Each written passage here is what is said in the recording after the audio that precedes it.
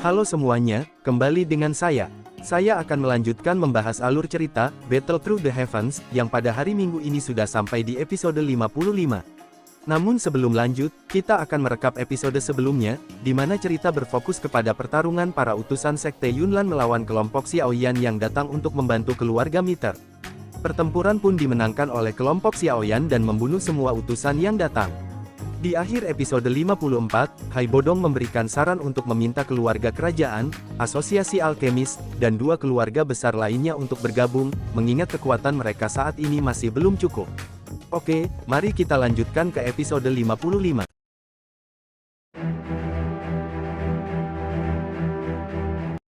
Keesokan harinya, Hai Bodong dan Xiaoyan sedang bercakap-cakap, di mana keluarga Miter sudah menghubungi kekuatan-kekuatan yang akan diminta untuk bergabung. Namun untuk menghapus Sekte Yunlan rupanya masih ada seseorang yang diwaspadai Hai Bodong, yaitu Raja Pil, bernama Gu He. Jika dia mau membantu Sekte Yunlan, maka dengan statusnya sebagai alkemis tingkat 6, dia bisa merekrut setidaknya 5 dari 10 orang kuat di Kekaisaran Jiama. Sambil berjalan santai mereka bertemu Ya Fei, di mana Xiaoyan kembali teringat dengan bantuan keluarga Miter 3 tahun yang lalu, dan berjanji akan membalasnya berlipat ganda. Di tengah perbincangan, Zian dan Cailin muncul, sehingga muncul ketegangan antara Ya Fei dan Cailin. Melihat ketegangan akan semakin besar, Hai Bodong menengahi perbincangan dan meminta Ya Fei untuk segera pergi mengawasi tempat lelang yang kembali beroperasi. Sebelum pergi Ya Fei menasehati Xiaoyan untuk berhati-hati dalam diskusi nanti dan berjanji akan segera mengirimkan kabar jika ada berita dari Sekte Yunlan. Karena sudah tidak mood, Cailin meminta Xiaoyan untuk pergi sendiri saja ke asosiasi alkemis, untuk berdiskusi dengan kekuatan-kekuatan tersebut. Dalam perjalanan, Hai Bodong memiliki sesuatu untuk dipersiapkan, sehingga Xiaoyan harus menuju ke aula asosiasi sendiri, dan dalam perjalanan menuju ke sana, dia kembali bertemu dengan kenalan lama, yaitu Su Mei. Su Mei rupanya sedang dalam masalah, karena barang yang dipesannya ingin dirampas oleh seorang tetua asosiasi, dengan menawarkan harga yang lebih tinggi. Melihat ini tak ada yang berani melerai, dikarenakan tetua ini adalah seorang alkemis tingkat 5 dan seorang ahli tingkat doang.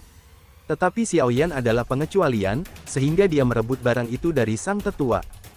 Tak mempedulikan statusnya, sang tetua itu terlihat akan bertarung melawan Xiaoyan dan masih berani mengatakan, "Aku akan mewakili gurumu untuk memberimu pelajaran." Tetua sombong ini mempermalukan dirinya sendiri, setelah Xiaoyan mengalahkannya dengan satu gerakan.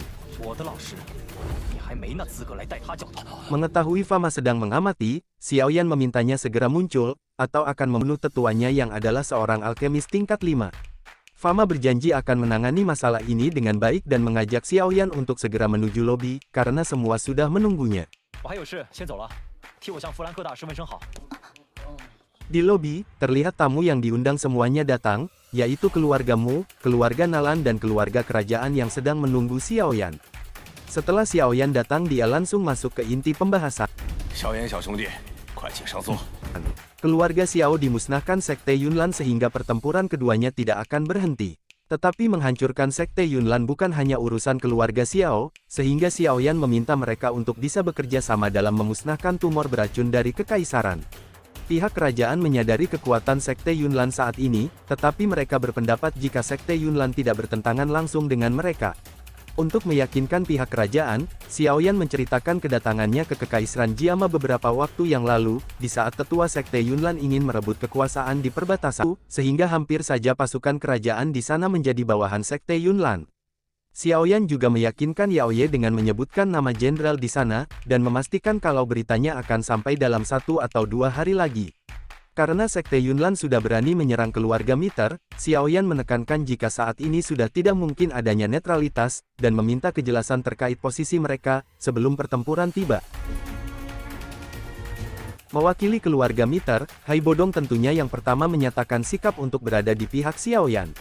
Keluargamu masih ingin memperjelas keadaan dengan menanyakan peluang kemenangan Xiaoyan saat menghadapi Yun San, dan Xiaoyan menjawabnya dengan 50% kemenangan dan 50% kekalahan. Keluarga kerajaan masih mempertimbangkan para ahli yang kurang jika ingin menghadapi Sekte Yunlan, sehingga Xiaoyan memanggil 3 ahli Do Huang yang dibawanya dan untuk lebih meyakinkan mereka, Yao Lao pun muncul dengan aura Do Zongnya dan mengejutkan semua yang hadir termasuk 3 ahli Do Huang yang dibawahnya. Kemunculan Yao Lao rupanya sangat efektif, karena saat dia berkelana di daratan, dia bertemu dengan Fama saat Fama masih kecil, dan sempat memberinya petunjuk, sehingga untuk menunjukkan balas budi kepada Yao Lao, dia juga bergabung dengan Xiaoyan. Melihat ini keluargamu juga bersedia untuk bergabung, sehingga hanya keluarga kerajaan dan keluarga Nalan sajalah yang belum bergabung. Karena kekuatan Sekte Yunlan sebanding dengan pasukan keluarga Xiao, maka Yao Ye khawatir jika Xiaoyanlah yang akan menjadi harimau ganas berikutnya sehingga posisi keluarga kerajaan akan sama saja saat Sekte Yunlan berhasil disingkirkan. Menanggapi pernyataan ini Xiaoyan bersumpah di depan semua orang, jika dia tidak akan mengganggu pihak kerajaan jika keluarga kerajaan tidak mengganggunya. Xiaoyan lanjut menjelaskan perannya saat ini, yang jikalau dia tidak turun tangan, paling cepat beberapa bulan, dan paling lama 1 tahun Sekte Yunlan akan merebut kekuasaan keluarga kerajaan. Xiaoyan juga menegaskan jika dia tidak sedang memohon kerjasama dengan keluarga kerajaan. Setelah semua penjelasan Xiaoyan, barulah Jia Xingtian setuju untuk bergabung disusul dengan keluarga Nalan, sehingga dari semua undangan, semuanya setuju untuk bergabung dalam memusnahkan Sekte Yunlan. Informasi dari Yafei tiba yang berisi mengenai Yunsan yang akan mengadakan pernikahan antara Raja Pil, Gu He, dan Yun Yun di Sekte Yunlan. Sementara itu, di Sekte Yunlan terlihat Gu He datang mengunjungi Yun Yun yang dikurung dan membahas tentang kejelasan pernikahan mereka.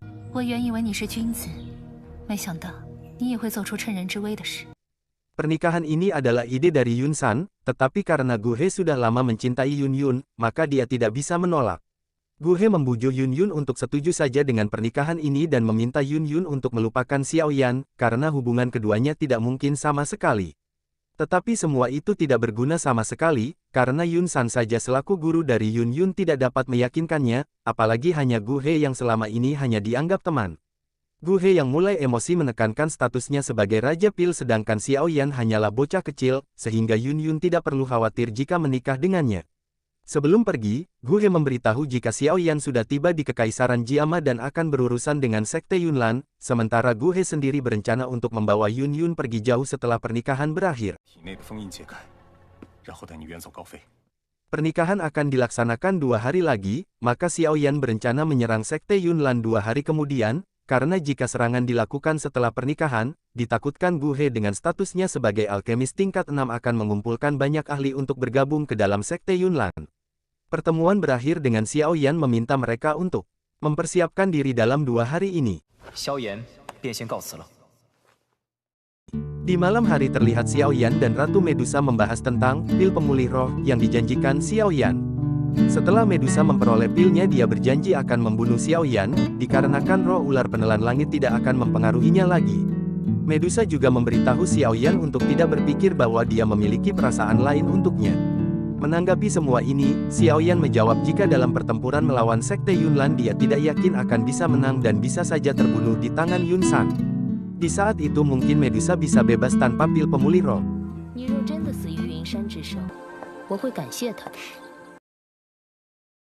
Episode 54 berakhir di sini, terima kasih buat kalian yang sudah menonton dan sampai jumpa di episode berikutnya.